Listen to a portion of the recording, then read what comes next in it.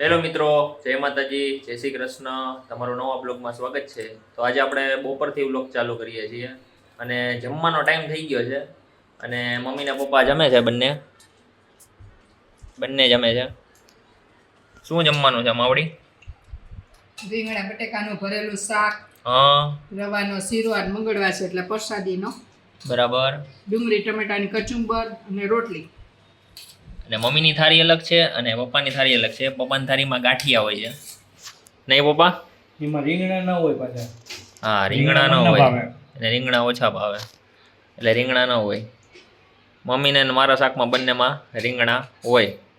અને વિશાખા દીદી રસોઈ ચાલુ છે અને વા મંથનભાઈ ગેમિંગ કરે છે. તમને દેખાતું હશે. મંથન ગેમ કરેશ? ગેમ રમેશ? તો વિડીયો જોવે છે હમણાં. જો. આપણી જમવાની થાળી જોઈ લે તમે. શાક, સંભારો, પ્રસાદીનો શીરો અને રોટલી. રોટલી અત્યારે એક જ છે કારણ કે ગરમ બને છે, પછી આવશે. બરાબર ને વિશુ દીદી? બરાબર. શું હાલે? તમારે જમવાના જ બેસવું? એટલે રોટલી બનાવી લે ને પછી આજે મોડું થઈ ગયું ને એટલે રોટલી બાકી.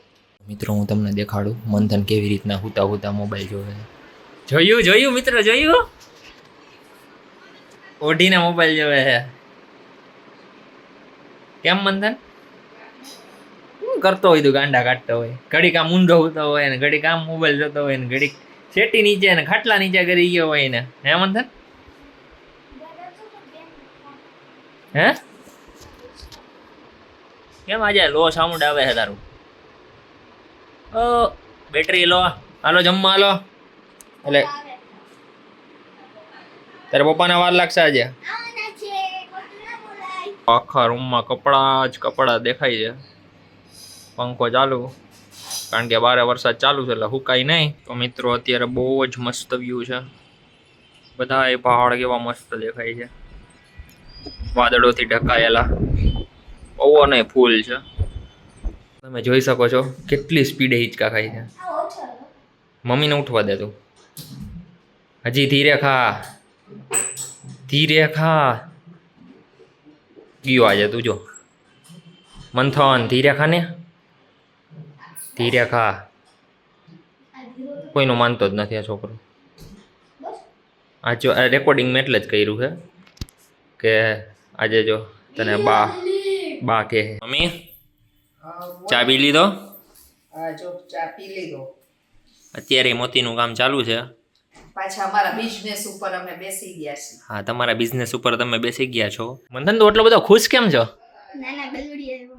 ગલુડિયા? હા કે આપણા ઓલા ફેવરિટ ડોગેશભાઈના હા મધરુભાઈ? હા મધરુના મધરા આવ્યા હે? હા મધરું જેવું એક આવ્યું છે. તો આપણે મોજ. 6-7 એક બ્લેક એક વ્હાઈટ. નહીં ખાલી વ્હાઈટ અને બ્રાઉન નહીં, તો? વ્હાઈટ અને બ્લેક ફૂલ ડાર્ક બ્રાઉન મસ્ત. ઓલા ચાઇનીઝ પપી હોય ને હા એવા નથી, એવા ન હોય ખબર હે? હા. ઓલા વ્હાઈટ અને બ્રાઉન જેવા એવા હતા મસ્ત. આ શું કરે મંથન તું? તાવમાં થર્મામીટર થી. કેમ? શરદી એટલે શરદી? તાવ આવી ગયો તને? કેટલું? 99.2 99.2. નથી એટલું બધા. હું કેસ મંથન?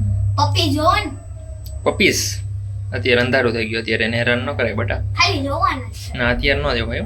જોવા અત્યારે પહેલા આપણે કયુર કાકાને તેડવા જવાના છે, દૂધ લેવાનું છે, એટલા માટે નકર મોડું થઈ જશે. સમજો? ઓય લીપ બંધ કરતો મંથન પ્લીઝ. દર ફેરા ભાગી જાય. દર ફેરેનું એનું કામ છે ભાગવાનું. હમણાં કૂતરાના બચ્ચા આવ્યો ને ત્યાં જ ગયો છે. જો ગેટે પૂગી ગયો. મિત્રો આપણે પહેલાં એરટેલની ઓફિસ આવ્યા હતા અને પહેલાં શટર બંધ હતું એટલે પહેલાં મંથનને મોકલો ને પૂછ્યું કે ખુલ્લું છે કે નથી ખુલ્લું. ખુલ્લું હતું, બધી ડિસ્કસ કરી. મિત્રો અહીંયા ખાડા છે અને એક સાઈડ એટલું પાણી છે ને કે અહીંયા પાણી કેટલું ભરાણું. કર અંદર નાખો ને. અહીંયા ન નખાય બટા. થોડી પાણીમાં ગાડી બોટ નથી આપણી કઈ તરવા. પાછો રોડ પાછો જેવો હતો એવો જ થઈ ગયો.